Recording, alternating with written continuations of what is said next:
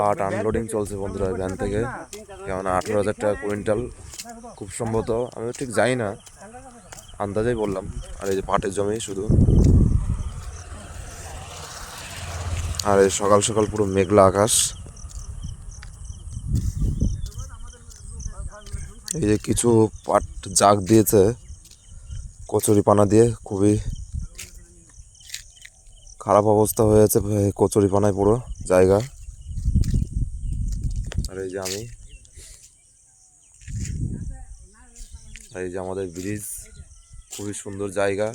যারা বিকালের দিকে ঘুরতে আসে তারা অবশ্যই জানে কেমন জায়গা।